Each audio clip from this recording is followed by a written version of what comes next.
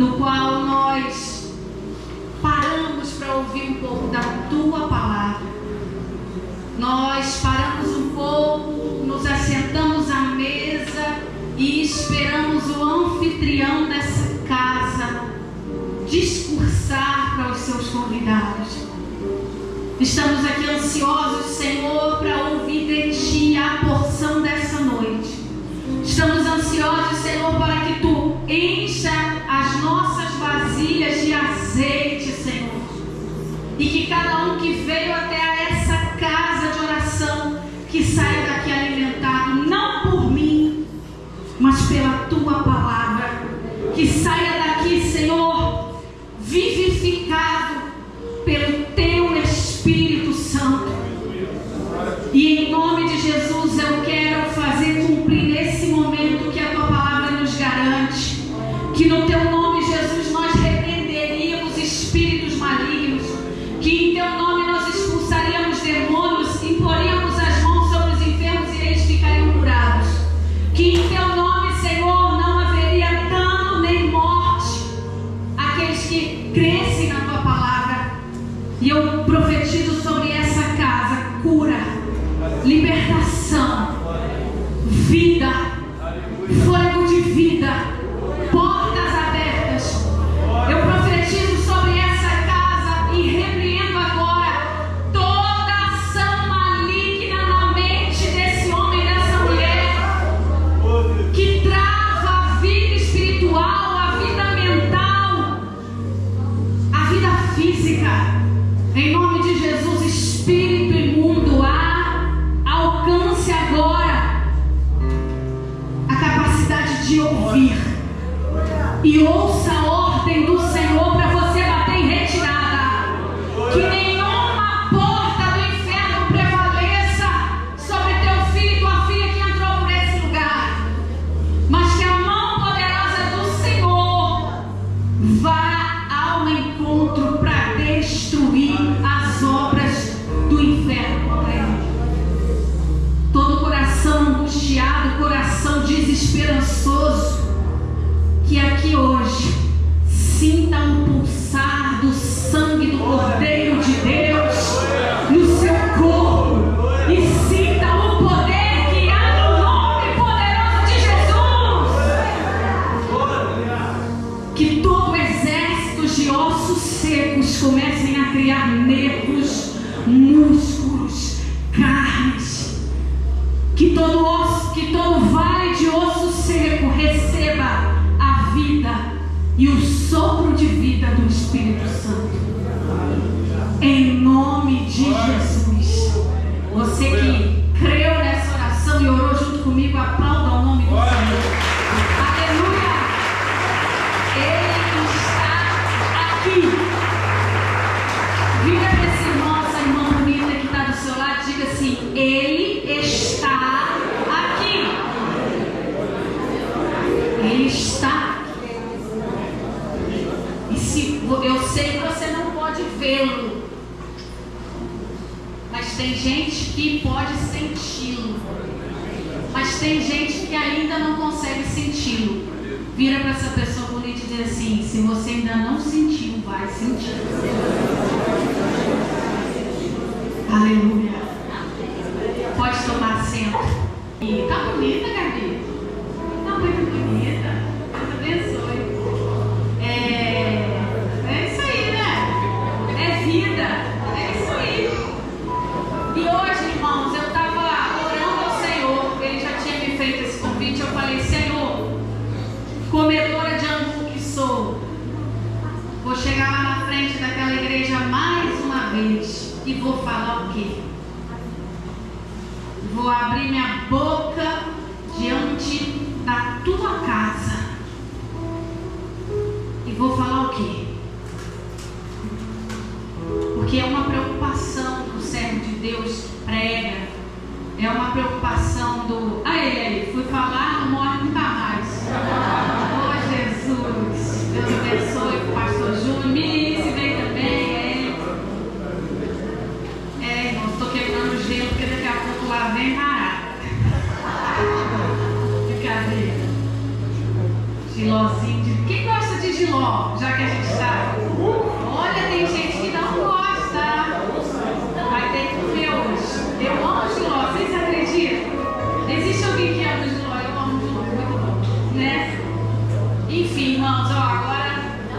Olha aí, que delícia. Agora vamos lá. E eu falei, Senhor, o que eu vou trazer para o teu povo? E o Senhor me trouxe um nome na cabeça, um nome que há muito tempo eu não ouvia, e por isso que eu falei, o Senhor está nesse negócio, é o Espírito Santo quem me soprou.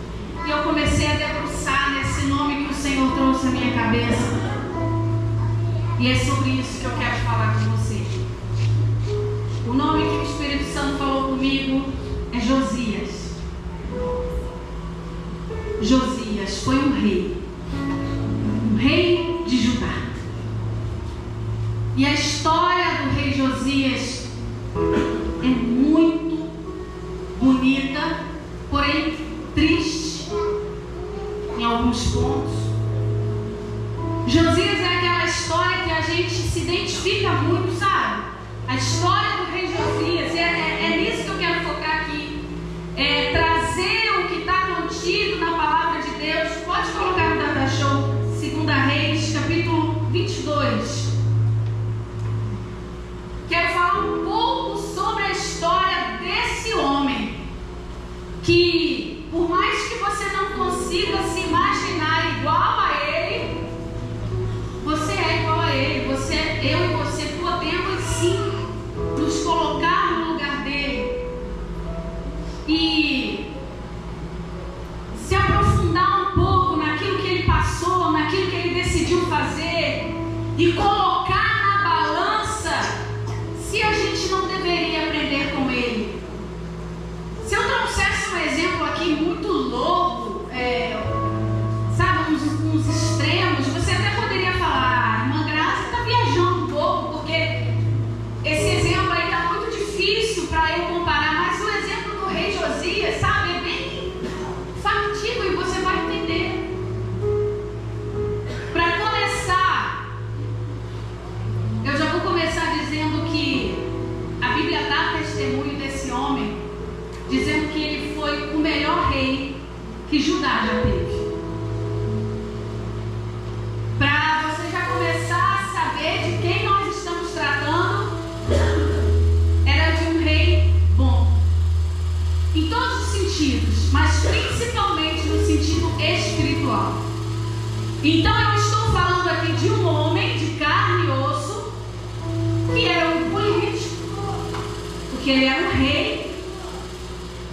Lembra que eu preguei aqui que Israel foi dividido em 2 reinos? Lembra que ficou dividido em 2, o reino do norte e o reino do sul. O reino do norte, com 10 tribos, era Israel. O reino do sul, com 2 tribos e meia, era o reino de Judá. Então Josias é o rei de Judá, o político, o rei que decretava guerras, decretava paz, decidia sobre a vida das pessoas, mas ele era bom.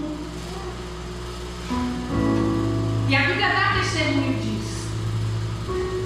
Só que não foi sempre assim na vida dele. E ele teve uma história que inspira a gente. E o que eu quero falar para você aqui é para que você saia inspirado. Repita comigo, para que eu saia daqui inspirado. Josias, uma outra peculiaridade da vida dele, foi você que trouxe água para mim, irmã Maria? Foi, obrigada, tá? Estava orando. Obrigada, Deus abençoe. Josias foi um rei que ascendeu ao trono com 8 anos de idade. Um rei criança. Você consegue entender isso? Uma criança de 8 anos de idade. Aqui para o Brasil é impensável isso, né, gente? A gente não consegue nem trazer isso para a realidade, porque na nossa cultura isso não tem monarquia, então. Mas Josias subiu ao trono com 8 anos de idade. E Josias assumiu. Vamos ler. 2 Reis, capítulo 22, diz assim. A epígrafe do texto diz: Josias repara o templo. E tinha Josias 8 anos de idade quando começou a reinar. E reinou 31 anos em Jerusalém. E era o nome de sua mãe Jedida, filha de Adaías e de Boscate. Só esse versículo. Só que eu quero falar um pouquinho da vida anterior aos 8 anos de Josias. Afinal de contas, 8 anos é muita bagagem, né? Mas é. 8 anos é muita bagagem quando se vive uma vida para Deus, seu rei e para sua obra. E Josias, com 8 anos de idade, ele já tinha uma história familiar de convívio, com uma história familiar. Lembra que eu disse que essa é uma história muito próxima à nossa? Então você pode se ver nessa história que eu vou contar. Josias, ele tinha um histórico familiar dos piores. Josias foi neto de um rei Manassés, que foi tido como um dos piores reis que Israel já teve. Manassés era um rei que deixou absolutamente todo o legado dos seus antepassados, incluindo Davi, Salomão. Veio filho de Salomão, Jeroboão, e partiu o reino no meio. Depois veio Roboão e tal de Ezequias. Ezequias restaurou alguma coisa. Veio Manassés. Manassés fez uma ruptura com tudo o que se chamava Deus para com a nação de Judá. Profanou o templo de Deus. Lembra daquele tabernáculo que Deus mandou o povo fazer lá no deserto? Quem lembra? E Deus mandou fazer a Arca da Aliança e botar lá no Santo dos Santos. Deus mandou fazer as cortinas, os bordados das cortinas, o altar de incenso, o altar do holocausto. Deus desenhou tudo e deu para o povo. E o povo ia e andava, levava o tabernáculo. Deus deixou leis para Moisés. Deus deu tudo para o povo dele. E tudo aquilo vinha seguindo. E daí, no reinado de Davi, Davi quer construir o templo. Deus fala: não, porque tua mão é suja de sangue. Então Davi fala: tudo bem, Senhor, eu não, mas o meu filho pode, Salomão? Deus fala: teu filho pode. Então Salomão vai e constrói um templo no modelo do tabernáculo, porque Deus tinha mandado. E Salomão constrói um templo maravilhoso para Israel. E eles cultuavam a Deus ali. E os sacerdotes iam nos seus turnos. O sumo sacerdote entrava no Santo dos Santos. E aí vem o rei Manassés e diz: para! É muito peito no homem só, né? Ele diz: a partir de hoje não tem cerimônia no templo, porque nós não temos um Deus no céu. A partir de agora vocês podem usar o Santo dos Santos, vocês podem usar o altar, vocês podem usar o pátio de fora, porque nós a partir de agora construiremos altar ao exército do céu.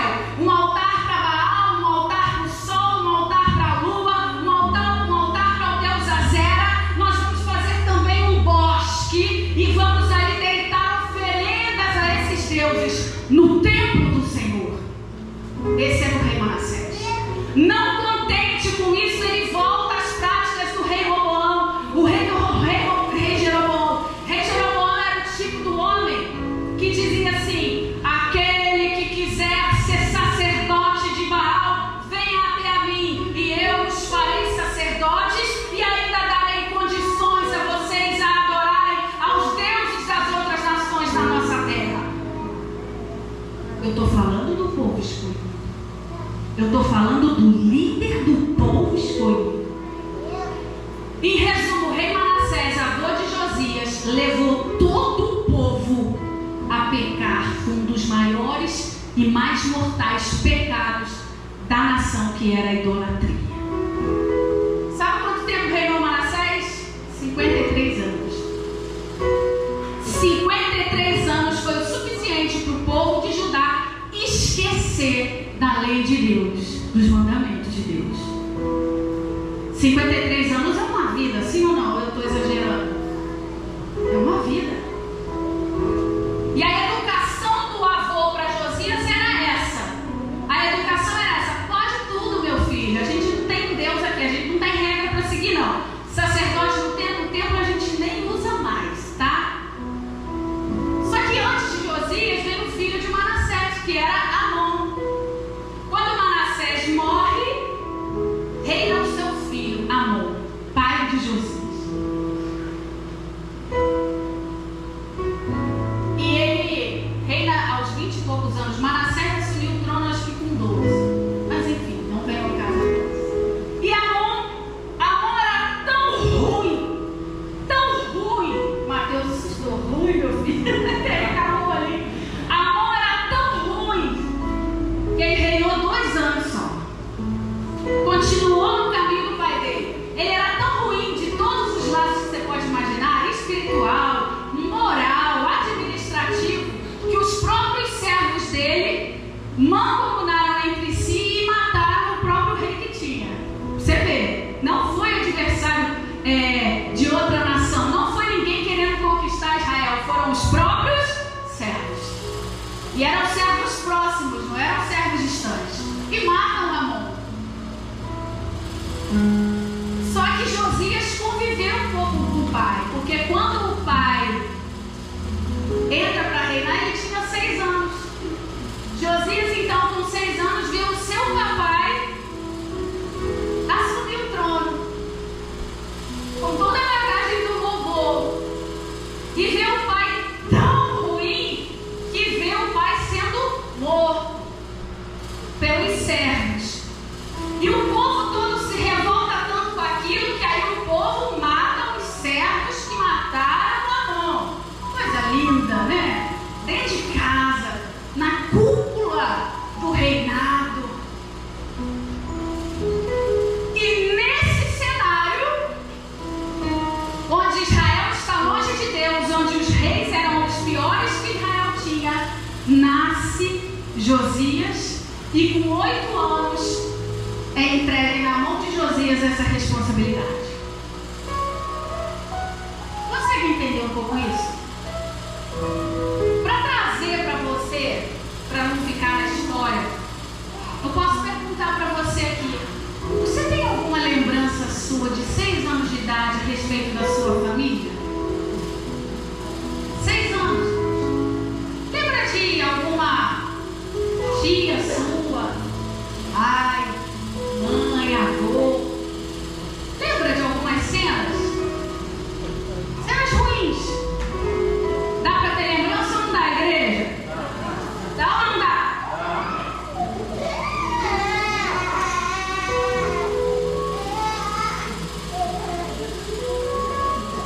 Com 8 anos, dá mais ainda. E Josias agora, 8 anos de idade, com esse cenário caótico de vida dele, ele não tem nem escolha. Ele não tem escolha. Ele precisa assumir o reinado. E ele assumia mesmo, igreja. E lógico que tinha um conselho para que pudesse ajudar ao rei. Mas ele, a partir de agora, era a voz ativa. E Josias aceitou. E eu fico pensando o que podia estar passando na cabeça daquela criança, com todo o peso de história familiar e de história dele mesmo, tendo convivido com o vô, tendo convivido com o pai, tendo convivido com o reino. O que passava na cabeça dele, gente? Vocês conseguem imaginar? Imagina aí comigo. Imagina você com 8 anos tendo que assumir um negócio familiar que não vai bem, que ninguém gosta. E que acima de tudo, Deus está estagnado ali em cima daquilo. Imagina.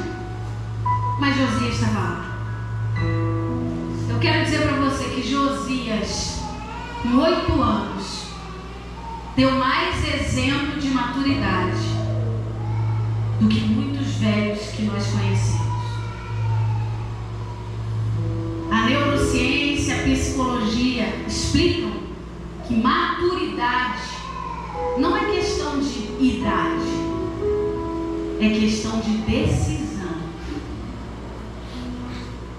Ao contrário, tem adultos que têm síndrome de Peter Pan. Quem já ouviu falar isso? Síndrome de Peter Pan é aquele adulto que é um eterno adolescente. Ele se nega a envelhecer. Gente, a gente ri de nervoso, né? Porque eu conheço alguns. Insuportável conviver com adulto com síndrome de Peter Pan. Mas tem. Não é aquela pessoa que é bem-humorada, que brinca. Não, você vê nas decisões daquele adulto que não amadurece, está com 30, 40, 50. E tem atitudes de uma criança de 3. Já ouviu falar em birra de adulto? Quem já ouviu falar? Você sabia que adulto faz birra? Não sou eu que estou falando, é psicologia, é neurociência. Já viu adulto que quando não gostou de um assunto, ele faz assim, ó? É sério, gente. Isso se chama birra de adulto. E a gente fica possesso quando a criancinha de 5 anos faz isso, não fica? Hein? Ah, moleque, eu vou te pegar, que eu vou te consertar. O adulto faz igual ou pior. É. Fazer um parênteses aqui, porque era necessário esse parênteses nesse momento, porque nós estamos falando de uma criança. Só que Josias decidiu ser maduro naquele momento, do jeito que ele podia, mas ele encarou o que era posto para ele naquele momento, sem pensar no passado, sem sofrer pelo futuro. Mas ele se viu com 8 anos, com um trono para sentar e com um povo para reger, e ele decide aceitar. E ele sabia que ele não ia dar conta inicialmente, mas ele sabia que ele ia ter amparo. Eu digo para você hoje, decida decidir na tua vida as coisas que param na tua frente, porque Deus vai mandar alguém para te ajudar. Deus vai te mandar o amparo para você seguir na tua decisão, porque se Deus botou esse momento difícil na tua vida, é porque Ele já sabia que ele ia acontecer, e tudo em torno já está sendo, não, já foi preparado por Ele, mas Ele precisa que nós tenhamos esse poder de decidir. Ainda que nós não tenhamos condição física, mental, espiritual, emocional, que é a pior de todas, emocional. Josias, com 8 anos, se vê naquilo e ele diz: aceito, serei rei. Decido. Uma palavra para a tua vida hoje, filho: decida amadurecer, resolva enfrentar, resolva, decida decidir, porque é a tua vida que está em jogo, mas é a de muitas pessoas que estão também em volta de você. E Josias vai, igreja, e no 15º ano do reinado de Davi, eu falei: Davi, vocês me corrijam, hein, gente? Porque eu estou trocando umas coisas. Quarta-feira eu preguei falando que Barrabás estava preso na cruz, e fiz uma confusão, e ninguém me alertou, só depois o Eduardo ali que falou. Enfim, tá? Se eu falar nome errado aqui, vocês falam: tá errado, que eu vou agradecer. E Josias, quando vai amadurecendo, você lembra que ele decidiu lá atrás, gente? Então, quando ele vai amadurecendo na função, ele começa a perceber melhor as coisas. E uma das coisas que ele percebe é a decadência espiritual do povo dele. É a decadência espiritual do povo de Israel para com o Deus de Israel. E ele começa a tomar algumas medidas drásticas. Medidas que convêm ao cargo. Outra coisa que eu quero fazer um adendo aqui. Se você possui um cargo, honre as atribuições dele, ou então não assuma. Porque Porque tem muitos cargos que nós temos na nossa vida que exigem decisões drásticas. E nem todo mundo está preparado para isso. Mas os que assumem sem estar preparados pagam um preço alto de omissão, pagam um preço alto de decadência. Foi o que acontecia com os outros reis. E quando Josias dá de cara com tudo isso, uma das primeiras medidas que ele faz é: eu ordeno que fulano e ciclano chamem o sumo sacerdote Hilquias, chamem a turma sacerdotal e vão até o templo e limpem o templo. Opa, mas o templo estava funcionando, tinha gente cultuando lá dentro, Deus estranho. Ele era o rei e ele precisava tomar as rédeas da situação e decidir pela nação. Ele diz: eu determino que vocês entrem no templo e retirem de lá todas as estátuas, todas as esculturas, todos os bosques. E quando tudo ficar limpo, eu ordeno que vocês tragam a arca da aliança que está andando aí de ombro em ombro, para um lado e para o outro, e a coloquem no lugar que Deus ordenou, que é no Santo dos Santos. Vão. E a Bíblia fala que o sumo sacerdote, junto com os serviçais, todos foram para o templo e começaram a faxina no templo do Senhor.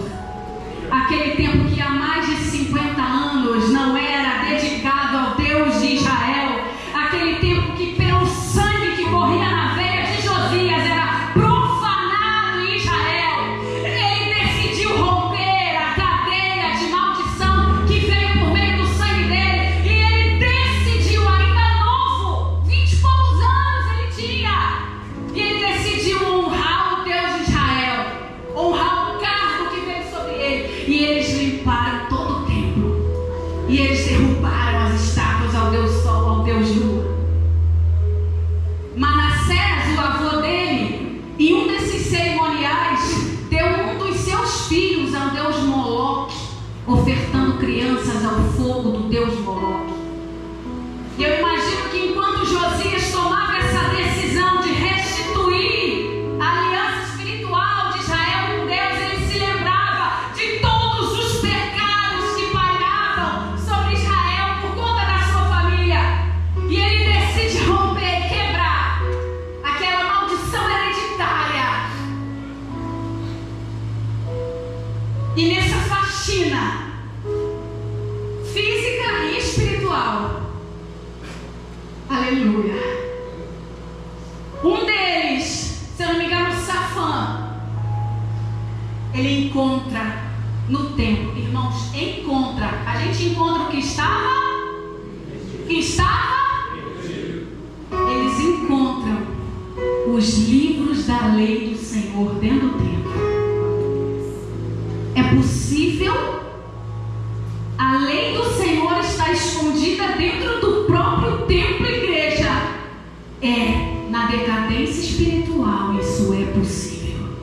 Porque eles entravam e saíam do templo com outro objetivo, que não era adorar o Deus de Israel, mas era adorar outros deuses, era adorar o próprio ventre, era fazer correntes e correntes ao Deus Lua para que a sua colheita fosse boa, era ofertar os seus filhos para que a prosperidade viesse de alguma forma, mas não era de adorar o Deus de Israel.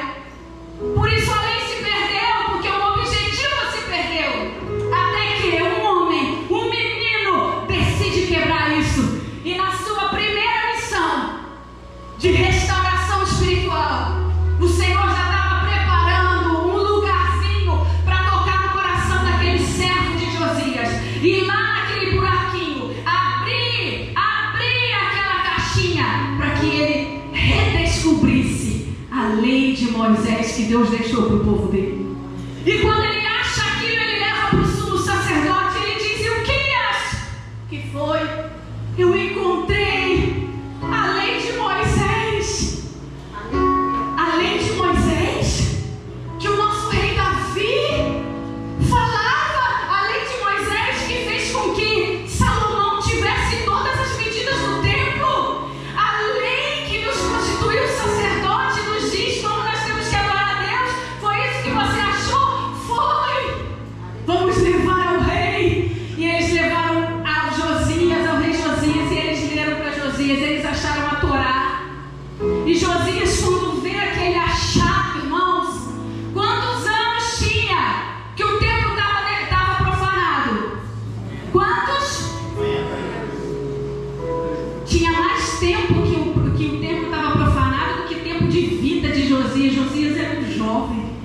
Josias faz o quê? Rasga sua roupa de rei e se joga no chão. Diz: bendito é o Deus de Israel. Chama todo o povo, reúne todo mundo na praça, em frente ao templo, porque nós vamos reler a lei do Senhor aos olhos do povo, para que todo o povo volte a adorar o nosso Deus como deve ser adorado. E Josias, naquele momento, restaura a aliança espiritual de um povo todo falido, de um povo todo destruído espiritualmente. E ele leu lá e ele viu tudo que eu falei para vocês. Ele viu todos os pecados que Israel estava praticando. Porque a gente descobre quando a gente lê, sim ou não? Muita gente de Israel, dentro desses 53 anos, não foi educado na educação do Senhor. Lá em Deuteronômio, Moisés, escrevendo a lei, ele disse assim para o povo: intima os teus filhos na lei de Deus. Isso estava acontecendo nesse momento? Não. Tinha criança, tinha jovem, até adulto, que não sabia quais eram as determinações do Deus deles. Não sabiam quais eram os 10 mandamentos. Por quê? Porque a criação da lei de Deus se perdeu. Porque não foi passado, foi deixado de lado. Novos hábitos que não convinham ao Deus de Israel. E agora o que Josias faz? Vamos chamar o povo e ler para o povo, para chamar o povo à consciência. Para que o que você serve a Deus tem que ser consciente.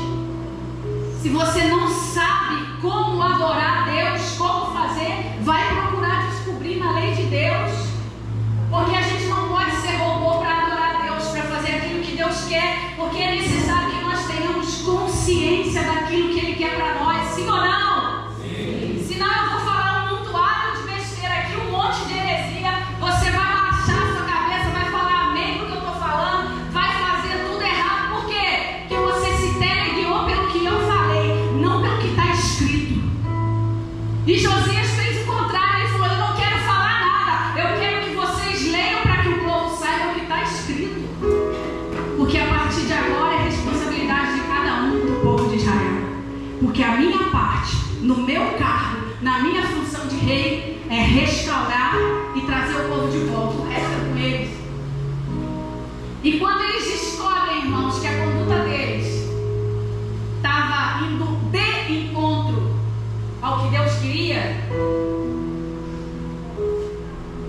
Josias falou: o que eu vou fazer? Nós estamos tudo errado. Nós estamos todo errado. Não tem nem como eu orar aqui, porque não tinha Jesus que era o intercessor. Nós estamos debaixo do pecado. Os sacerdotes todos foram destituídos. Não tem nem como matar o bezerro para fazer isso de novo. Nós temos que fazer tudo de novo. O que a gente vai fazer? Olha, nós temos uma mulher de Deus aqui que não se corrompeu. Nós temos uma profetisa. Ela mantém-se no caminho do Senhor há todo esse tempo. Olha isso, igreja. Deus sempre deixa alguém para servir de estaca, de coluna, para que eu e você possamos procurar quando tudo está perdido. Tua vida está perdida hoje, você não sabe o que está fazendo. Olha para os lados, escute a voz do Espírito Santo, porque Ele vai te indicar alguém para te dar a palavra de conserto, salvação e restauração da tua vida. Você está aqui no lugar certo hoje. E o sumo sacerdote disse: vamos até a casa dela, a profetisa Hulda.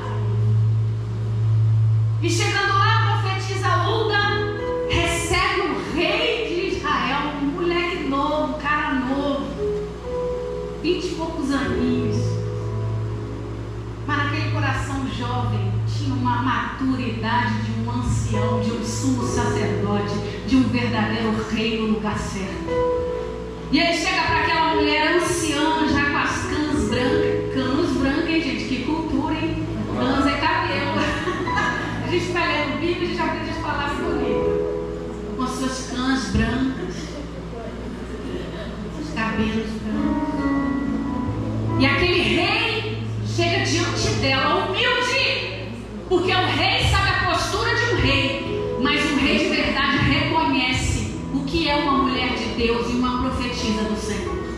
Porque Deus manda o rei fazer, mas quando Deus quer falar com o povo, ele usa a profetisa. E o rei vai até lá, conta tudo para ela, diz o desejo do seu coração, e ele diz: olha, profetisa, eu quero consertar o meu povo. E a profetisa diz para ele: não coisas muito boas, não.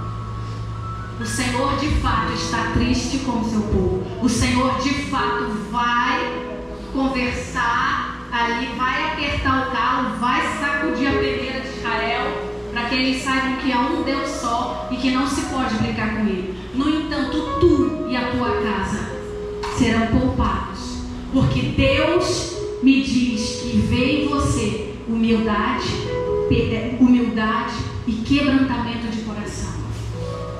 Só o fato dele querer consertar, ele já ganhou ponto com Deus.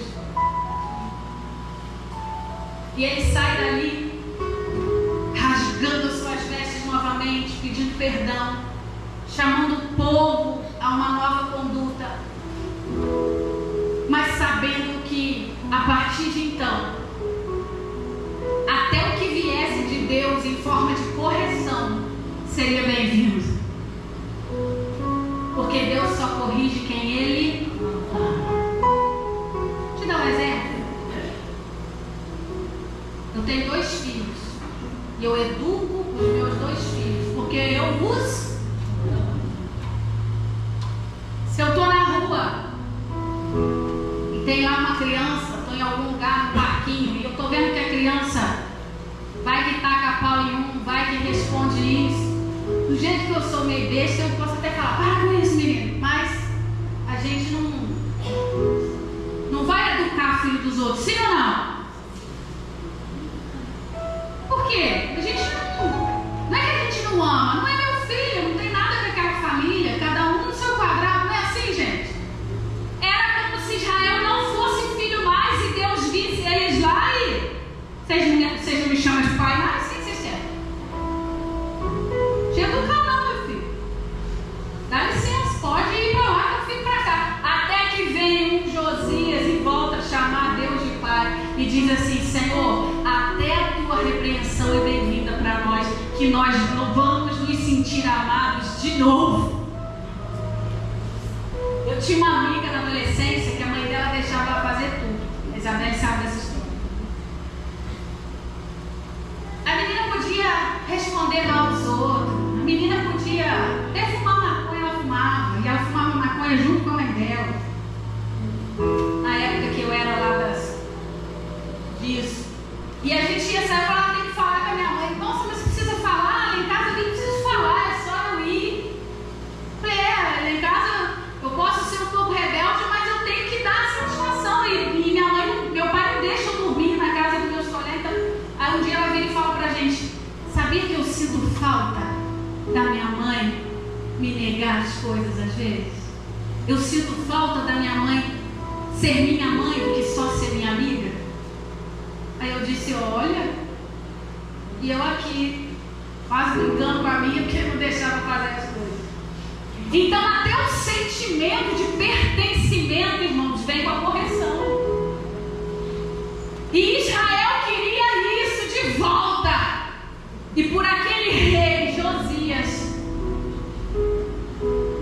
eles conseguiram. E falando de Josias ainda, porque Josias é o foco aqui, é a nossa inspiração. Quantos momentos... detalhe, deixa eu voltar aqui para deixar o negócio mais dramático. Quando Josias mandou tirar aquelas coisas de dentro do templo, não só de dentro do templo, mas de todo Judá, todo lugar alto, todo monte tinha um altarzinho e tinha alguma coisa. Ele mandou tirar tudo e queimar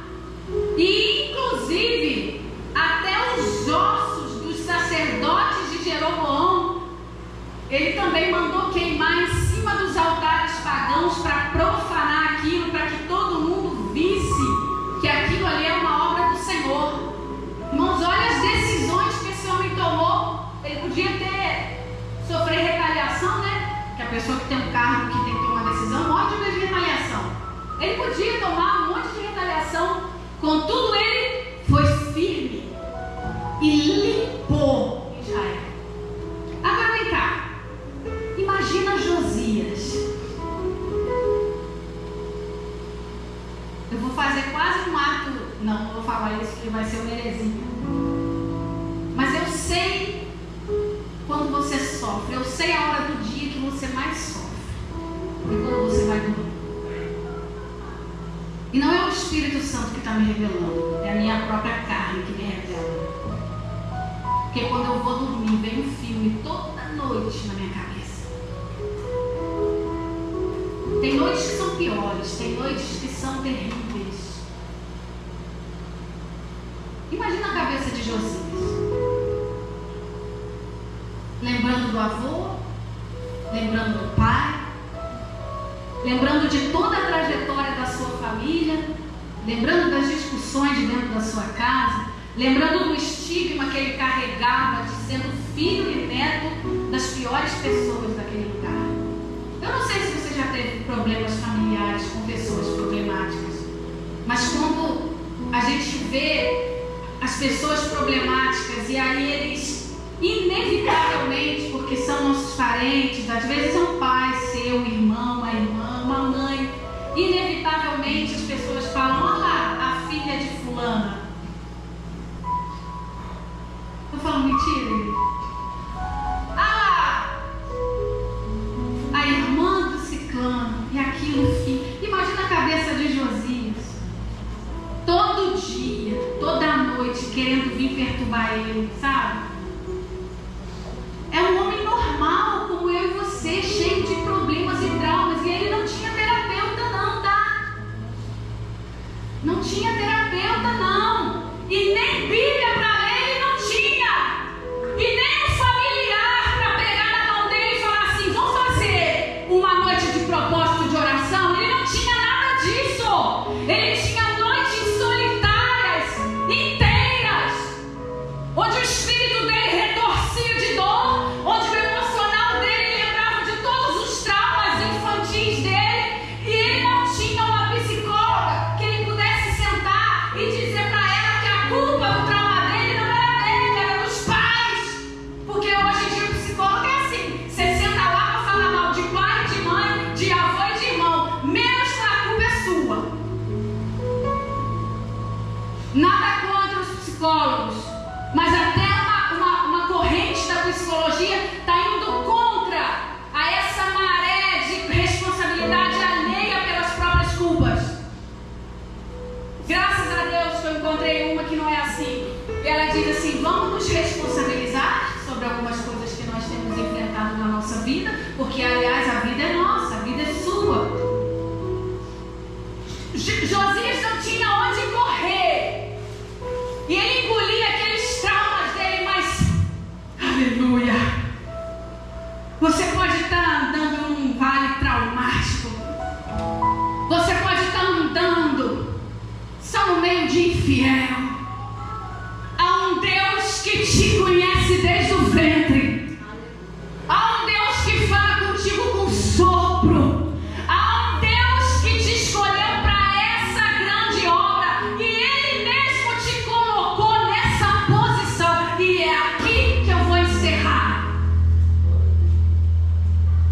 É Deus mesmo que coloca a gente em situações difíceis, porque Ele precisa que nós saiamos dali mais fortes para o que Ele tem. Porque se Josias não fosse um homem trabalhado na força, se Josias não fosse um homem trabalhado na postura frente ao trauma, ele não tinha conseguido resolver o problema da nação, não.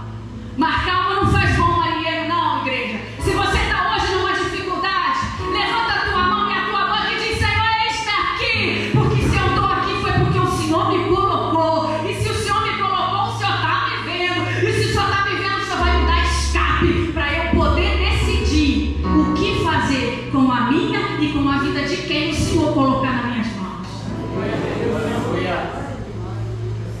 Eu te provo que Deus colocou Josias aqui.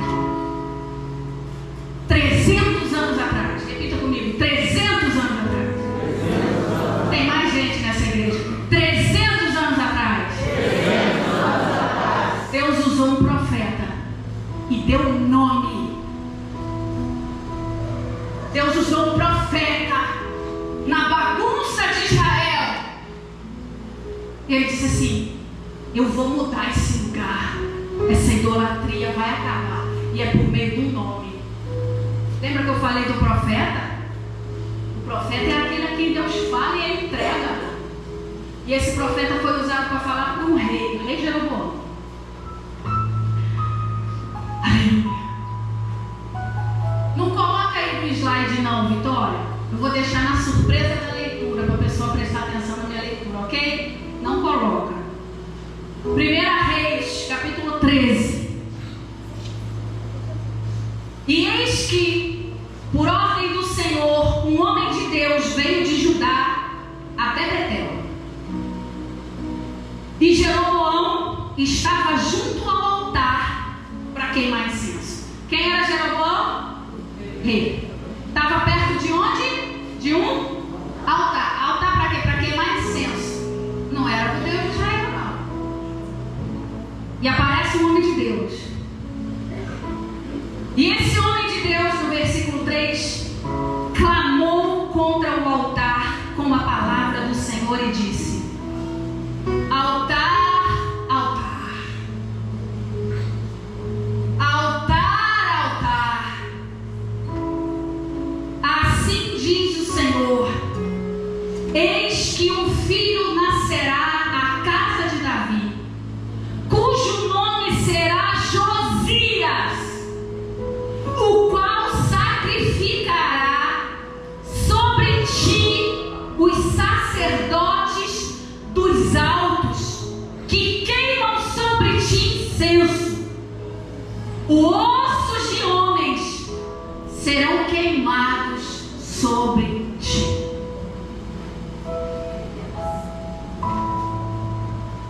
O homem de Deus chega perto de Jeroboão, rei, que está de frente ao altar, pronto para queimar incenso.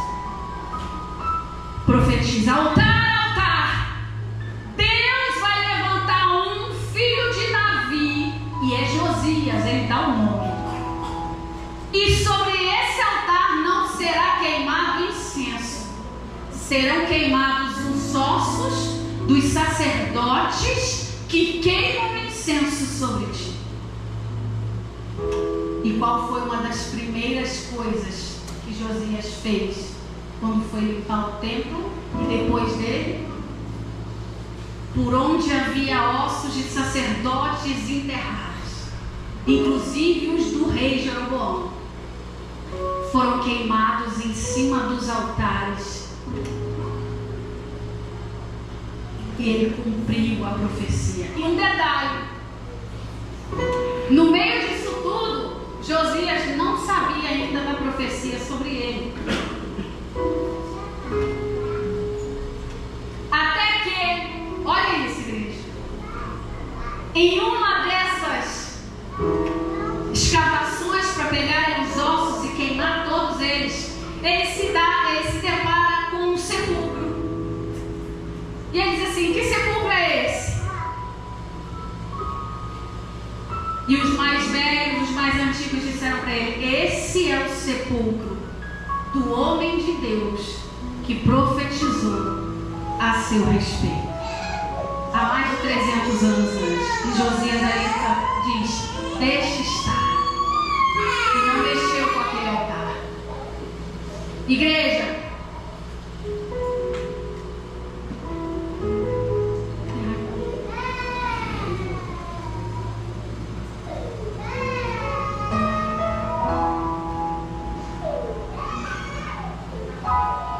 Josias é famoso.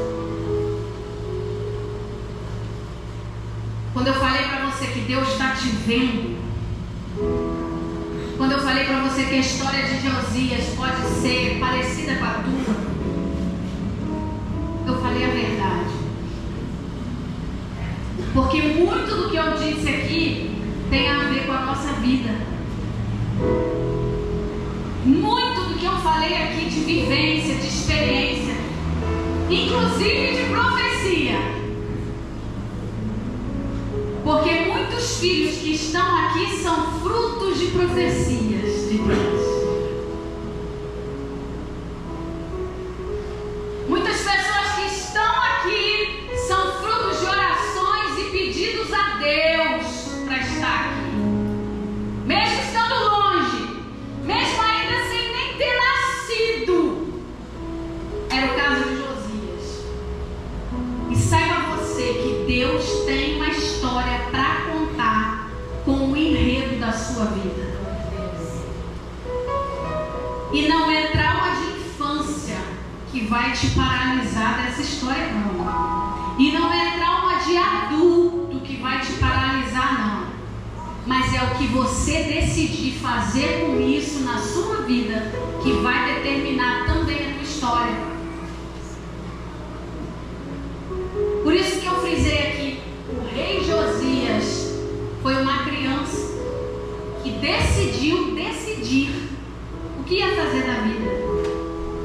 E Deus te convida hoje a tomar decisões na tua vida. Decisões que visem a honrar e adorar o nome dEle acima de qualquer coisa. Irmãos, acima do elo sanguíneo na terra, só tem uma coisa que é maior: Deus. Verdade ou mentira? Acima do elo sanguíneo, porque nasceu do sangue, é família. Mas tem uma coisa que é maior que essa, que foi a que restaurou a vida de Josias. Irmãos, para a gente finalizar, graças a Deus a gente tem, né, uma hora certa aqui na igreja, veio todo mundo me avisar que eu tenho que parar. Tá bem que eu já estou controlada aqui, já acabei, só falta arrematar. A gente aprende, né? Tem que ter horário. Decida ter horários na sua vida. Você precisa respeitar o tempo do outro, não é isso? Enfim, o que eu estava falando? O elo de sangue. Não. Ai, gente, ô Jesus Cristo. Fui brincar bem feito para mim.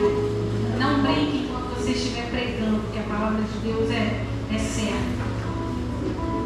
Vou ficar de pé, não vou lembrar, não vou deixar de falar isso aqui.